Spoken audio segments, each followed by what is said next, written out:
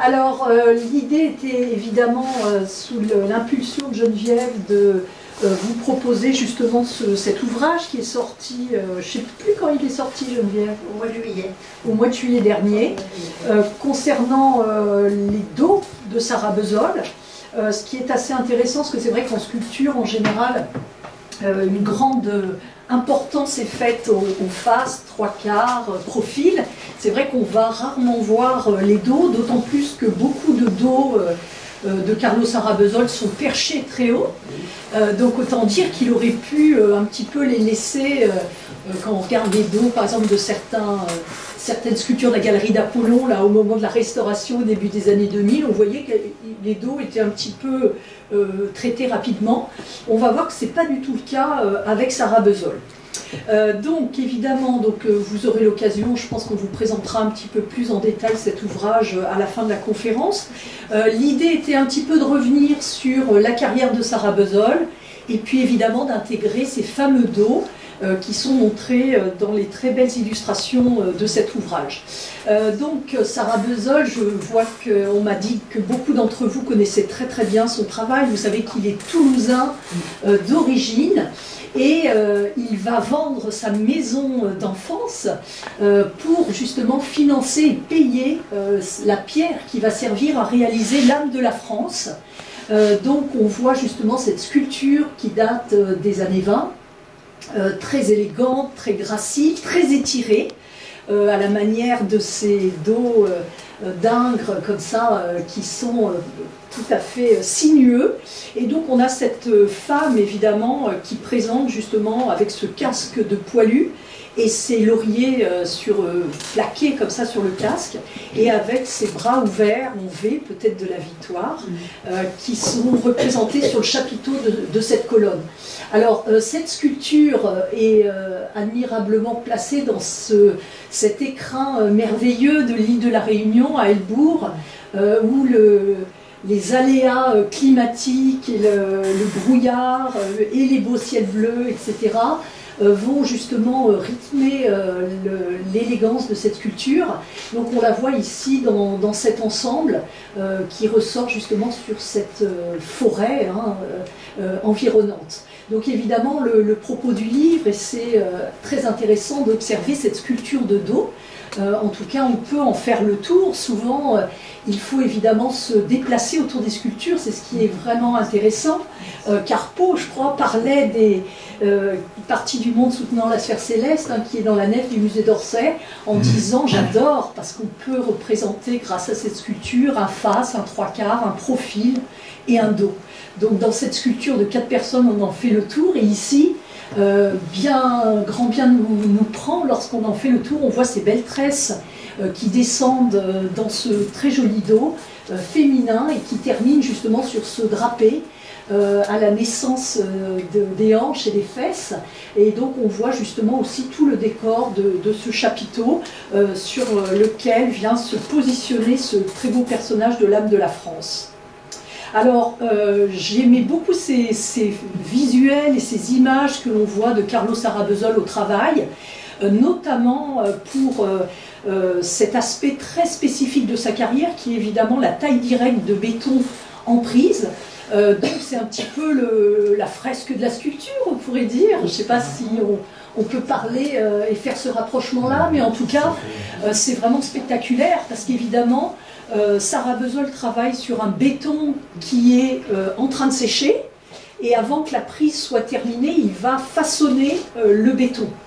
Donc on est dans ces expérimentations qui sont finalement assez récentes autour du béton, puisque on peut dire que vraiment, même si on connaît la recette depuis l'époque romaine, les premiers brevets vont être déposés sous le Second Empire autour du béton, et donc il va y avoir maintes réalisations. Vous savez, les premiers, c'est ces bordures avec ces structures métalliques comme on peut voir au but de Chaumont. Donc ça, c'est les premières choses qui sont proposées par Monnier, puis après on va perfectionner toutes ces recettes de béton.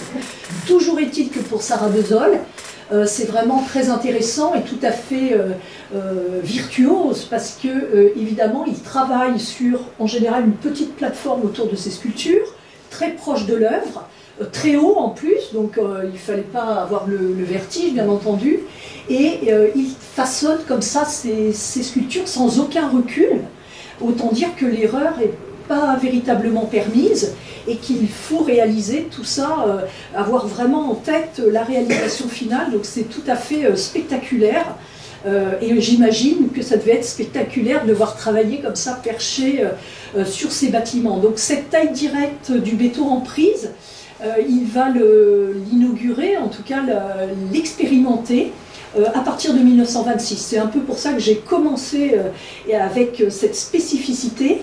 Et donc, la première réalisation, ça va être ce clocher sculpté de l'église Saint-Louis de Villemomble, en Seine-Saint-Denis. Donc on voit justement ce clocher de Tournon, donc avec tout un assemblage de béton, meulière et briques, donc qui culmine à 56 mètres de haut. Et donc on l'imagine travaillant à toute la partie supérieure de ce clocher, donc tout à fait spectaculaire. Je vous ai pris des vues un peu rapprochées parce que parfois c'est très éloigné, on perd un peu la qualité du détail et l'esthétique du rendu, qui est tout à fait étonnant, donc toujours dans ces lignes et cette esthétique art déco chère à Sarah Bezold.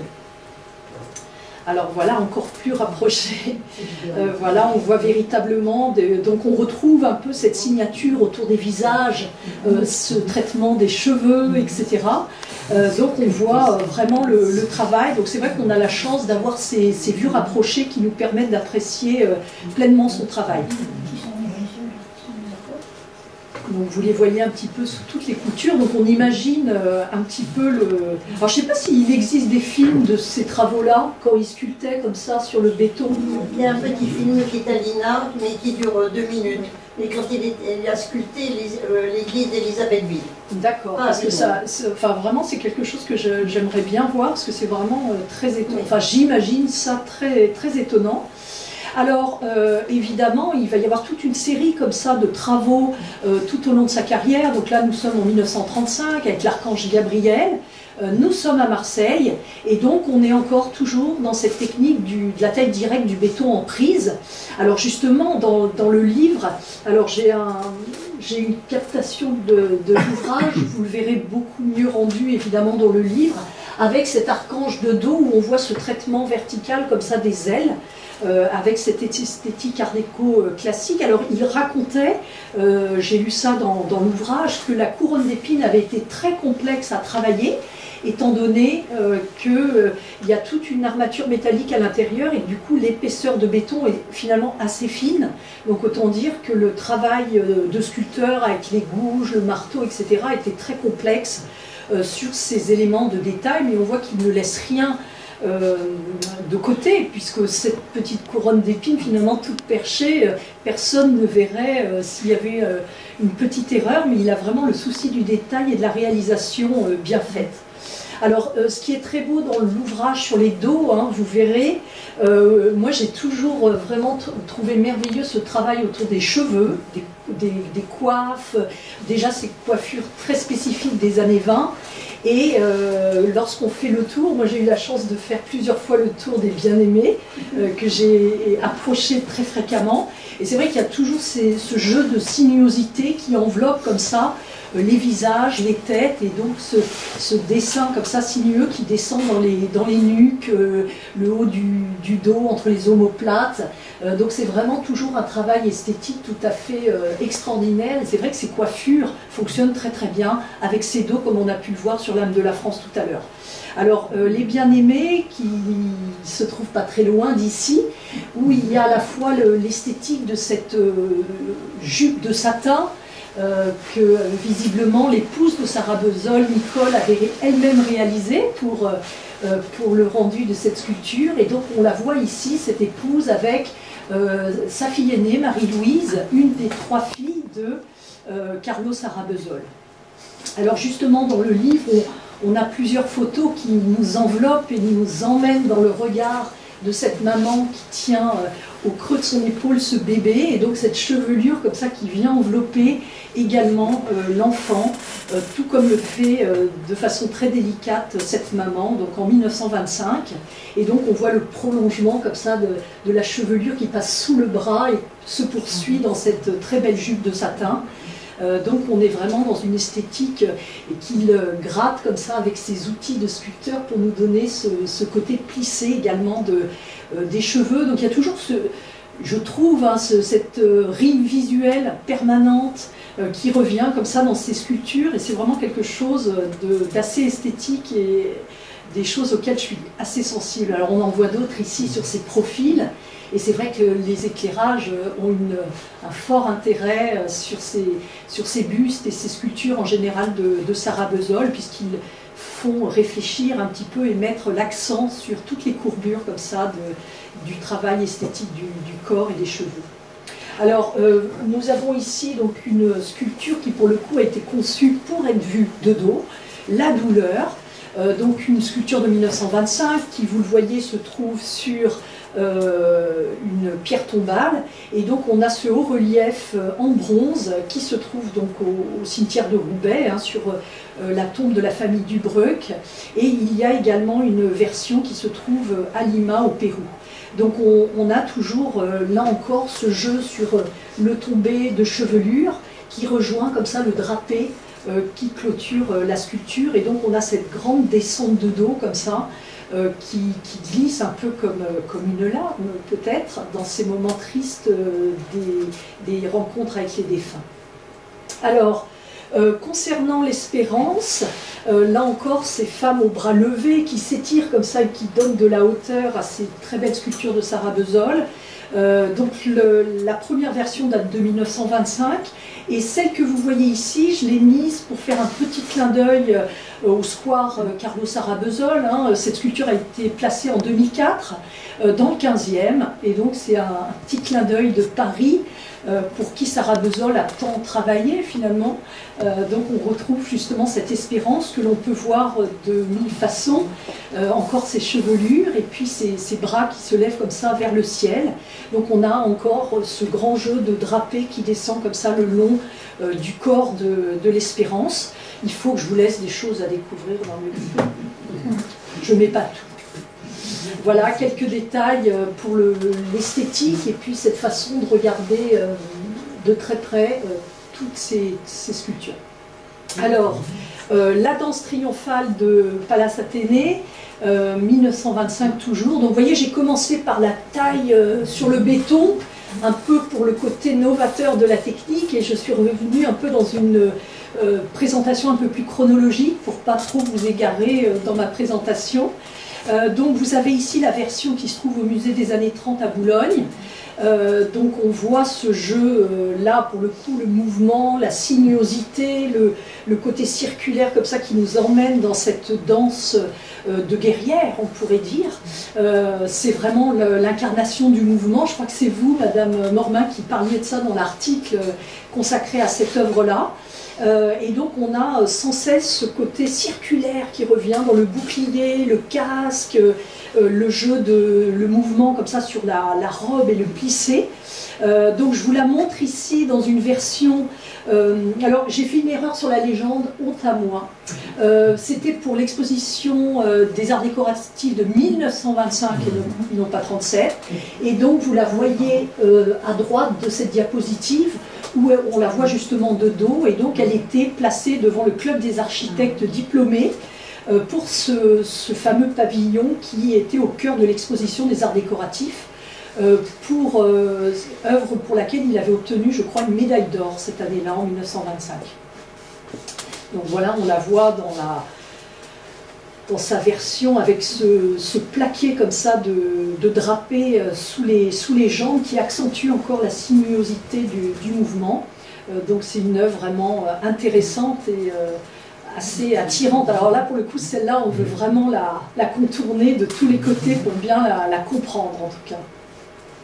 Alors je vous l'ai remise ici. Vous savez que Sarah Bezol a eu un atelier rue des Volontaires dans le 15e, d'où le clin d'œil avec le petit square pas très loin. Et donc on voit ici donc Pallas qu'on a vu à l'instant, l'âme de la France, et puis d'autres petites sculptures, et le sculpteur au repos qui pose comme ça devant l'objectif du photographe. Donc là on est dans les alentours de 1926. Je crois qu'il avait eu son atelier en 1925, c'est ça Geneviève? Et il est d'ailleurs décédé, je crois, dans cet atelier, voilà, en 71. Alors, un autre travail monumental, la liberté, égalité, fraternité de 31, qui se trouve sur l'attique de l'ambassade de France à Belgrade. Donc, en une de ses œuvres monumentales, on en verra d'autres, je pense évidemment à celle de Chaillot. La gloire de la Seine, donc là pour 1931, vous connaissez évidemment pour beaucoup vivre dans ce lieu, ce fameux carrefour Curie où est mort Pierre Curie, je crois renversé par une voiture, hein, de mémoire. Et donc on est face au Pont Neuf et la ville de Paris avait racheté plusieurs immeubles qu'elle avait fait raser et donc reconstruit ces bâtiments à partir de 1928 et donc la touche finale était évidemment ce décor du fronton que je vous ai rapproché pour le plaisir où on voit évidemment cette gloire de la Seine qui est évidemment en contrebas juste en face et donc on retrouve comme ça les centaures, donc à gauche un centaure qui tient Notre-Dame, un centaure qui tient une flamme et une conque qui souffle dans cette conque. Évidemment la scène centrale avec cette rame qui est au cœur et qui assure l'axe de symétrie de ce fronton. Et puis à sa gauche de cette scène, nous avons un autre centaure, petit clin d'œil j'imagine à Hermès avec le caducée, la corne d'abondance. Et puis enfin un dernier centaure qui tient comme ça le fameux bateau que l'on retrouve sur les blasons de l'emblème de Paris. Voilà, donc là on est véritablement encore cette fameuse technique de taille directe sur le béton en prise pour ce fronton spectaculaire. Alors le génie de la mer qui est sur la couverture, c'est pour ça que je l'ai remis. Il est de dos sur la couverture mais je n'ai pas trouvé de jolies photos de dos, donc vous le verrez cette fois-ci de face, une des 8 esquisses pour ce projet du génie de la mer. On va voir le résultat final, donc nous sommes en 1934. J'ai lu que c'était la préférée de Sarah Bezol, cette esquisse-là. Et donc on le voit représenté avec cette suite de dauphins qui, toujours dans ces mouvements circulaires, comme ça on imagine ces petits bonds de dauphins à la surface de l'eau. Et donc à l'origine, vous le savez peut-être, ce génie de la mer qui a évolué et varié au fil du temps, puisque vous voyez ici sur cette aquarelle, vu qu'il s'agissait d'une commande de la Compagnie Générale Transatlantique, on voit le génie de la mer final tel qu'il va être livré à l'arrière du pont du paquebot que l'on voit très bien depuis les salons de première classe du bateau. Enfin là on est dans le paquebot Normandie et donc on voit ce génie de la mer qui se trouvait donc à l'arrière. Donc le voici, hein, ça c'est la version finale qui a été livrée donc en 1935 et donc on voit le résultat. Sarah Bezol a conservé ces dauphins qui piquent dans l'eau avant un autre sursaut et donc on a encore ce personnage étiré, bras levés avec un peu dans l'esprit de l'âme de la France qu'on avait vu tout à l'heure. Et donc ce grand bronze de 7,15 m est actuellement devant le siège de la CMA-CGM qui a pris la suite de cette compagnie transatlantique à Marseille. Voilà un petit peu pour ce génie de la mer. Alors il n'est pas resté sur le paquebot parce que visiblement il avait fait une chute à l'eau, il est vraiment tombé dans le port de New York ou pas? On lit ça dans la légende. Il n'a jamais... Ah, d'accord. Ils se sont dit que c'était pas... Alors c'est vrai qu'il y avait une prise au vent un peu incroyable. Non, il n'a pas été mis à cause des trépidations du moteur. Et enfin des hélices. Et grâce à cela, il est à Marseille et non pas au fond de l'eau. Ah, d'accord. À New York. Voilà, sous un autre côté. Donc on voit ce côté très élancé comme ça, prolongé par le trident qui rallonge encore le corps du génie. Alors, les éléments qui se trouvent évidemment sur l'attique nord du palais de Chaillot, 1937, Carlu, l'architecte du palais de Chaillot, on voit la flèche derrière de la tour Eiffel, et donc ces éléments qui normalement sont au nombre de 4, mais Sarah Bezol a choisi de les représenter avec 3 personnages. Donc on a ici le feu, qui se trouve à l'extrémité droite, vous voyez ici sur cette diapo. Donc on a ici le visage et le traitement spectaculaire. Alors c'est des œuvres qui sont très hautes évidemment. Les dos sont tout à fait soignés, très bien travaillés, très athlétiques hein, pour ces corps très spectaculaires. Et donc des dos qui ont été soigneusement représentés dans leur vérité et dans la musculature hein, de ces personnages masculins. Et à nouveau, cette tombée de cheveux comme ça dans le plissé pour la figure centrale. Donc on a l'air qui sur la diapo est à droite, le feu qui est à gauche pour nous, et donc on a ce personnage féminin qui incarne les 2 autres éléments. Donc voilà, qui font à peu près 3,80 m de long. Alors, une œuvre qui clôture un petit peu cette présentation, l'Antillaise, que l'on verra tout à l'heure de dos, je me suis un petit peu avancée en mettant ça sur la légende, donc de 1963, qui se trouve dans la cour du lycée Bellevue à Fort-de-France, en Martinique, qui à l'origine était un lycée de filles, d'où le clin d'œil avec cette jolie Antillaise. Donc on la voit portant sur son épaule droite cette corbeille de fruits, donc ananas, corosol, etc. Et puis on a cette coiffure caractéristique hein, des Antilles de Madras. Et donc on la voit ici dans une version un petit peu abîmée, mais j'avais pas trouvé de plus joli rendu, où on a même dans ses dos, vous voyez, un petit traitement végétal à la base de la robe, et puis on a cette corbeille de fruits qui s'étire comme ça au niveau des hanches, comme une espèce de petite couronne de fleurs, très élégante, et donc on a elle est assez spectaculaire parce que, alors c'est vraiment la taille, 12,80 m, Geneviève? Non. Parce que j'ai trouvé ça dans le... Parce que, alors on voit que les personnages sont minuscules à côté. Ah, 3 mètres. 2,80 m. Ah d'accord, 2,80 m. Alors c'est moi qui ai tapé trop en emportement. Non, dans le livre c'est bien marqué 12,80 m. Il y a une coquille. J'aurais pu le corriger moi-même, mais j'étais un peu étonnée parce que je me suis dit 12 mètres, mais en même temps les personnages venaient vraiment tout petits à côté. Alors, une œuvre qu'on ne verra jamais de dos et qui n'est pas dans le livre. C'est bien sûr ce monument à la mémoire des agents du métropolitain que j'ai mis quand même. Évidemment, on est à Paris, donc c'est toujours intriguant de se dire où est-ce qu'on peut voir les réalisations de Sarah Bezol en plus de celles que je vous ai montrées.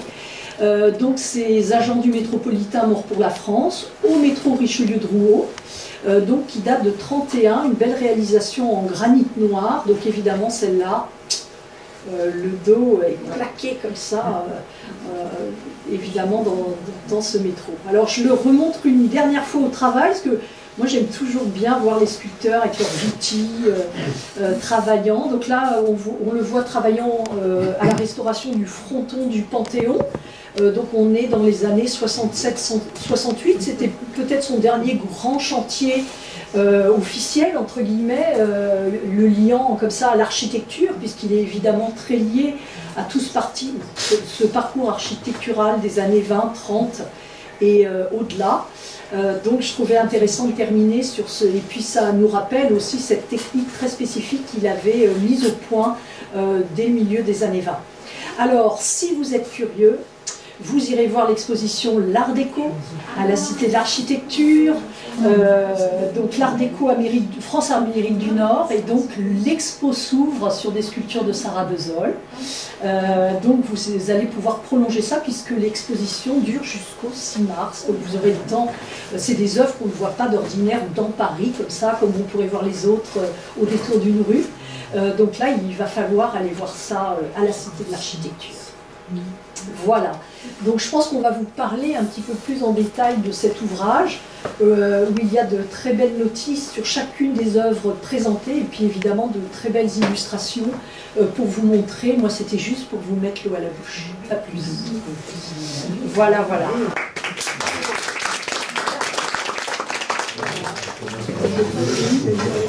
Alors moi je voulais vous parler surtout du livre. L'idée du livre c'était sur les dos, parce qu'il y a 20 ans que cette idée, que j'ai cette idée en tête, des dos de mon père que je trouve moi encore plus beaux que les faces. Bon. Et alors j'avais cette idée en tête depuis très longtemps, et une amie m'a donné l'idée de proposer les dos choisis à des historiens d'art, à des gens éminents et qualifiés pour écrire.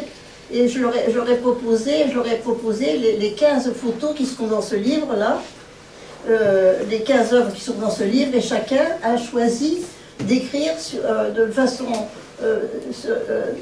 avec son émotion. C'est pas du tout un livre qui fait appel à une analyse artistique, c'est plutôt le ressenti que l'on a.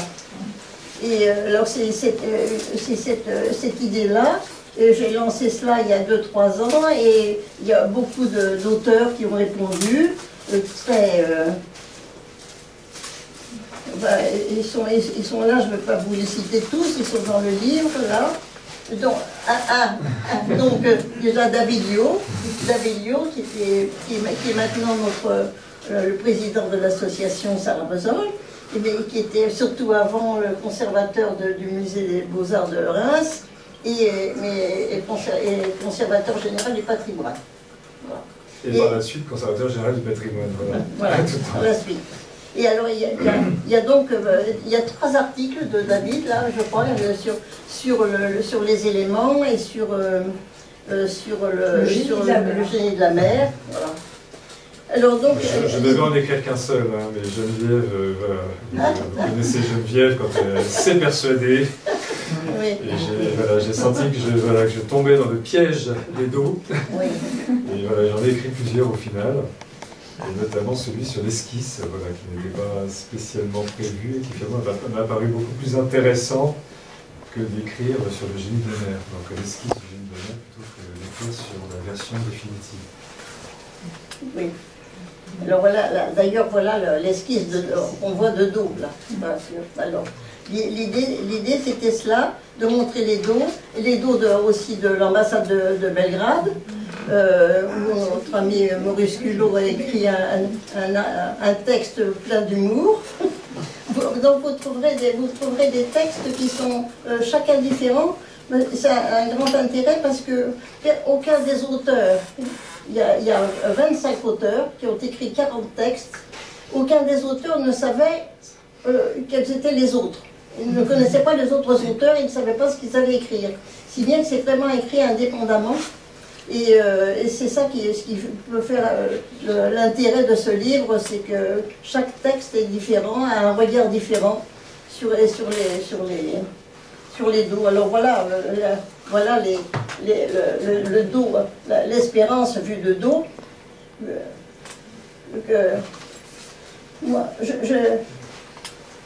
Certains auteurs l'ont très bien dit.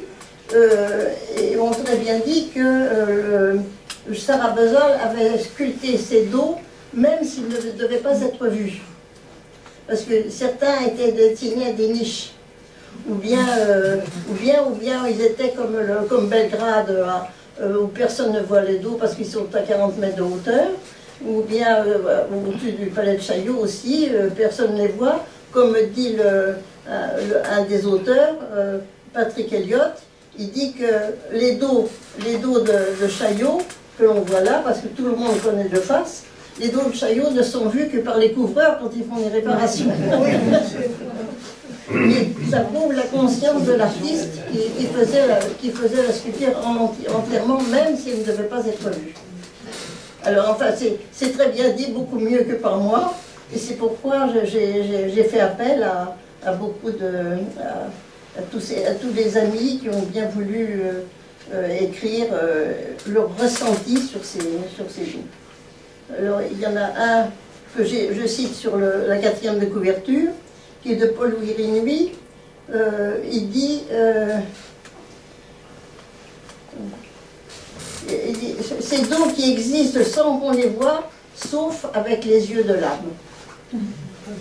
ça résume un petit peu Alors, je voudrais dire que ce livre-là, il y a plusieurs... donc, il y a 16 sculptures. Pour chacune, il y a la photo et puis il y a un historique pour vous situer la sculpture. Et derrière, il y a les textes qui sont écrits par les auteurs éminents et compétents.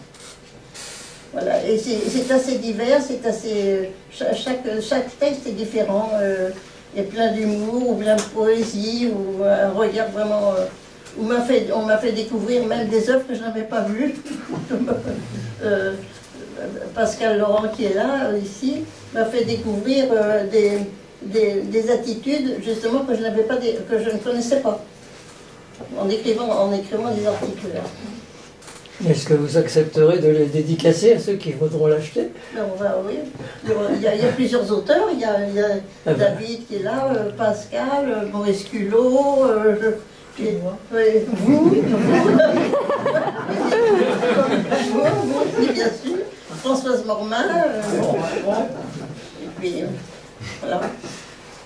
Oui, bien sûr. Ce qui est important, c'est de dire que la communauté des amoureux de la sculpture, qui s'est beaucoup impliquée pour Sarah Bezold, ne s'attendait pas à cette demande de la part de Geneviève.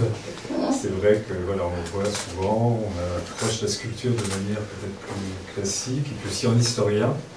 Et le fait finalement d'être sollicité autour de ce qu'on peut ressentir d'une sculpture, et autour finalement de la sensualité de la sculpture, ça a été quand même quelque chose d'important.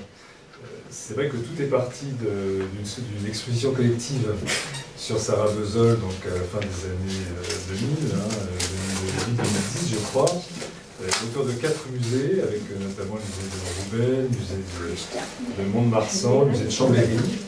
Et c'est vrai que voilà, on avait vraiment cette idée de réhabiliter en fait Sarah Bezold, mais c'est vrai qu'on pensait plus à son côté classique, commémoratif, mais assez peu finalement à cette facette sensible. Et c'est vrai qu'en écrivant, alors c'est vrai que Geneviève nous a bien caché les noms des autres auteurs, donc on ne savait pas trop sur quel pied danser.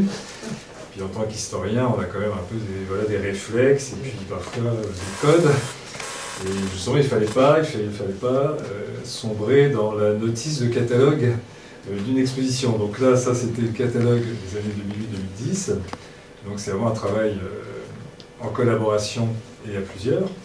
Mais là, on était chacun face finalement au dos de chaque sculpture. Donc c'est quand même assez étrange. Alors par exemple, pour parler du Génie de la mer, c'est vrai que le Génie de la mer, alors j'ai fait 15 ans à Reims, donc j'ai vraiment été dans une ville laboratoire des années 20 et des années 30, une ville qui a dû être reconstruite. Et c'est vrai que Sarah Bezold, je le connaissais à travers notamment ses cariatides pour l'hôtel de ville de Reims. Et ça reste quand même assez classique, et ça se doit de dialoguer avec un bâtiment qui initialement était plutôt 17e. Et là, quand j'ai eu finalement à travailler sur le Génie de la mer, je l'ai revu, parce que après j'étais en poste au musée de la Marine, et dans sa version définitive, donc là où c'est finalement l'humain, l'homme, qui finalement fait la sculpture. Mais c'est vrai que je n'avais pas forcément conscience de tout ce travail d'approche et de toutes ces esquisses qui mettent en évidence finalement une très grande sensibilité. C'est vrai qu'on n'est pas dans un classicisme austère du tout, mais au contraire, on est dans de la matière pure, on sent encore la plastiline ou la terre, on sent qu'il travaille, qu'il appuie sur la matière, qu'il est finalement presque expressionniste, alors qu'on ne l'associe pas du tout finalement à ces courants-là. Donc c'est vrai que c'est intéressant parce qu'il y a derrière finalement ces approches autour du dos, d'autres approches, d'autres perceptions de Sarah Bezold, et puis d'autres formes de modernité finalement qui complètent ce qu'on avait pu imaginer durant l'entre-deux-guerres. Donc ça a été vraiment pour moi très intéressant. C'est vrai que la dernière esquisse, où finalement ce n'est plus un corps vraiment, mais ce n'est plus que de l'ondulation, ce n'est plus le corps. Le dos n'est plus que vague, il y a beaucoup de rythme, c'est de la musique aussi, et c'est vrai qu'on sent finalement une approche autour de l'art total qu'on n'imaginait pas forcément quand à la fin des années 2000 on a écrit ce catalogue. C'est ça qui a été vraiment passionnante.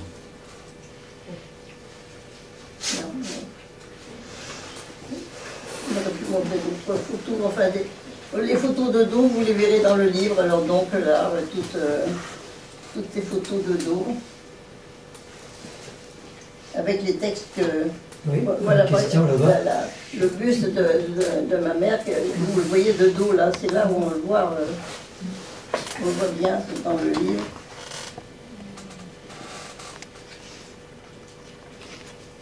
Et Françoise Mandin écrit aussi sur l'espérance. Alors, c'est l'espérance qui a eu le plus de succès, où il y a 7 textes sur l'espérance. Ce qui est bon signe. Oui, qui est bon signe. Vu les actualités. Voilà. Bon, alors, ben là, bien sûr, là, vous ne voyez pas bien parce que je vous montre avec le livre, là, le génie de la mer de dos. On voit là tous les dos. Tels sont présentés maintenant devant l'immeuble de la CGM à Marseille. Oui, ça c'est un plaisir de pouvoir tourner, prendre du recul, bien voir une sculpture. Il est très très bien présenté. Je vais assez souvent à Marseille. J'ai toujours un petit clin d'œil pour le génie de la mer. J'ai d'ailleurs écrit à ce sujet parce que c'est vraiment une sculpture qui me plaît énormément. De la mer et puis oui, c'est vrai qu'elle est. Et puis l'espérance maintenant qui était destinée, qu'on ne voyait pas de dos, parce qu'elle était prise dans un monument funéraire. On ne voyait pas le dos. Maintenant, on peut tourner autour de cette sculpture puisqu'elle est dans le square Sarah Bezol depuis 2004. J'ai une question sur les photos que vous avez utilisées dans le livre. Est-ce que ce sont des photos inédites ou est-ce que c'est des photos qui existaient par ailleurs? Il y en a certaines qui étaient dans mes archives et d'autres qui ont été faites par une amie qui fait de très belles photos, qui est la fille de Monsieur Culot, qui fait des photos aussi pour tous les livres qui sont faits par Maurice Culot, qui sont édités par lui. Donc il y a 4 très belles. Il y a la photo du buste de Nicole Sarah Bezol, la photo des bien-aimés, la photo des bien-aimés et la photo de l'âme de la France aussi, de dos, qui sont faites par France de Glissen. Mais sinon les autres c'était les photos que j'avais, sauf la photo. Il y a une photo qui a été prise par qui m'a été envoyée dernièrement de Marseille, la photo de l'église de Saint-Louis de Marseille, qui a été prise par un drone, je crois. Oui.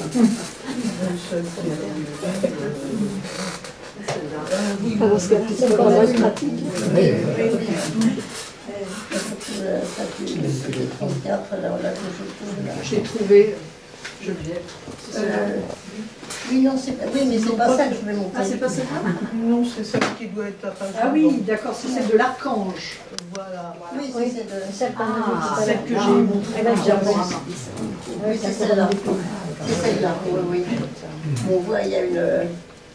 Oui, parce que quand on est à Marseille, bon, comme j'y suis souvent, je peux le dire, c'est très difficile d'arriver à la France. Il n'y a pas de route, de chemin qui passe comme ça le long de l'église. Donc je n'avais pas besoin de photos.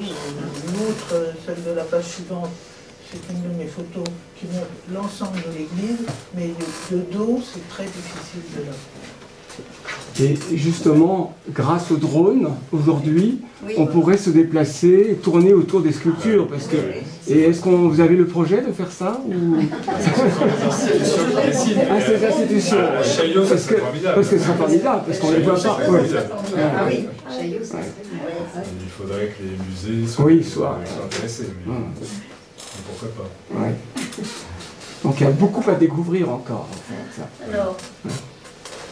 Alors, ici, il y a plusieurs auteurs qui ont écrit dans ce livre. Alors là, je ne sais pas si l'un de vous veut dire 2 mots, mais sinon, voilà. enfin, en tout cas en tant que conservateur du patrimoine, je suis vraiment content d'avoir aussi contribué à la réhabilitation de Sarah Bezold, parce que finalement, il était assez peu connu, mal connu. Quand j'étais à Reims, c'est vrai que personne ne pensait à Sarah Bezold, personne ne pensait à Sarah Bezold et l'hôtel de ville. Enfin, c'était vraiment quelque chose qui était très très méconnu. L'architecte aussi n'était pas connu. C'est vrai que d'ailleurs ces années-là ont été mal aidées pendant très longtemps. En 99, quand je suis arrivé à Reims, moi j'ai trouvé tout de suite que c'était une très belle ville. Et puis les Rémois me disaient, mais, franchement, qu'est-ce que vous y trouvez à notre ville? Elle est grise, elle est terne, elle est austère. Et on a tout perdu de toute façon, on n'a plus que la cathédrale. Et je leur disais, mais non, de ces années-là, vous avez d'autres cathédrales. Il y a les Halles Fraissinet de Mégros, et puis il y a aussi effectivement tous ces bijoux art déco qui de toute façon rythment la ville. Donc c'est vrai que Sarah Bezold est intéressant. Et alors toute cette aventure finalement autour de l'art déco à Reims, ça nous a conduit à nous intéresser à l'âme de la France.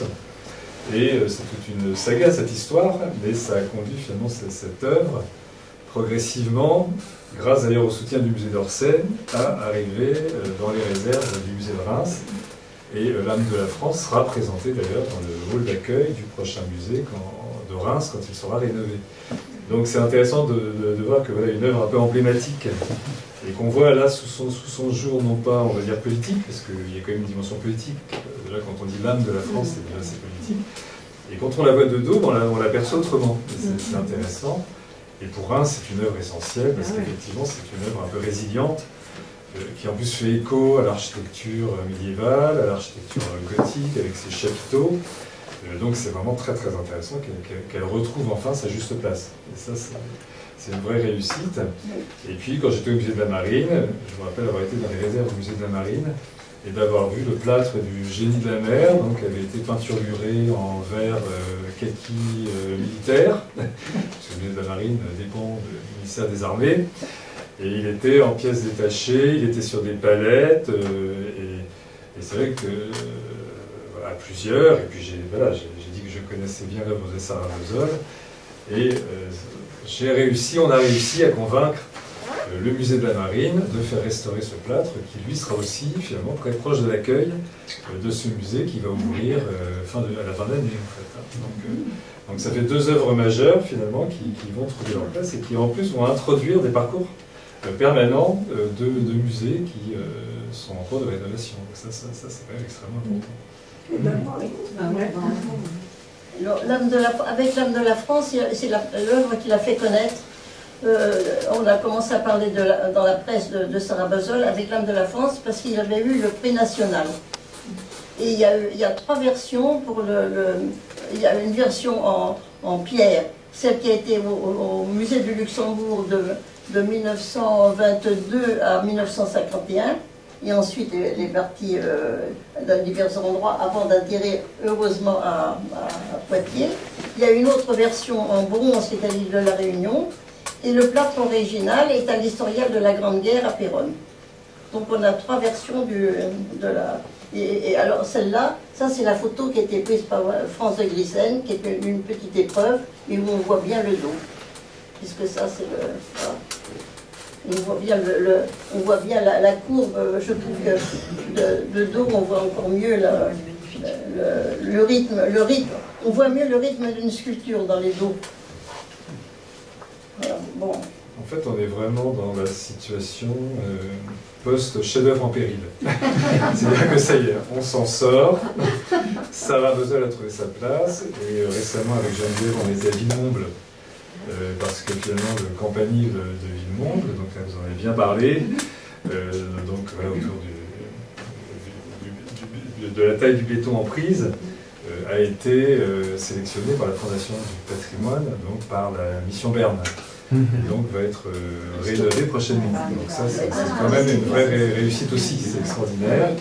On a rencontré le maire et voilà, qu'on a cherché à convaincre. Oui. Voilà, mais qui semble très convaincu, qui réalise que même, voilà, outre périphérique, il y a des lieux intéressants à visiter. Oui. C'est lui qui s'est inscrit auprès de Stéphane Bern, d'ailleurs, pour avoir le prix pour avoir le loto du patrimoine. Voilà. Donc il y a plusieurs œuvres de Sarah Basol qui vont ressortir là en ce moment. C'est bien. Bon. Puisque tous ces artistes comme Sarah Basol et d'autres ont été dans l'oubli longtemps, rejetés un petit peu par les abstraits. Dans les années 40, mais maintenant on prend conscience à nouveau de leur valeur.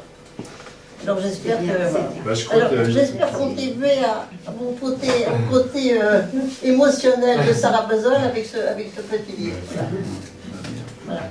Non, mais il faut savoir que les musées d'art du XXe siècle, finalement, ont segmenté l'art au XXe siècle. C'est ça qui est très dommage, c'est que finalement on voit bien que l'art déco n'a pas sa place au Centre Pompidou. Alors que c'est quand même le musée référent, et qu'on va trouver l'art déco un peu disséminé, musée de Boulogne, un peu musée d'art moderne maintenant, avec une vraie salle, c'est récent, c'est assez récent. Et puis en région, à Roubaix notamment, à Reims prochainement. C'est vrai que c'est quand même assez incroyable qu'on ait autant segmenté entre finalement le versant qu'on dirait classique et le versant qu'on dirait finalement d'avant-garde.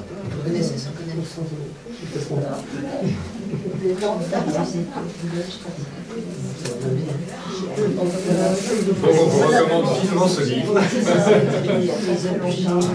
qui est l'une des dernières vitrines de l'association. Il y a peut-être des questions?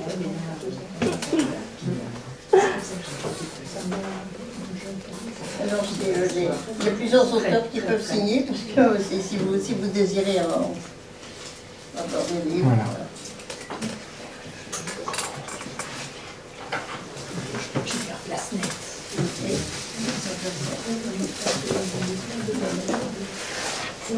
Oui.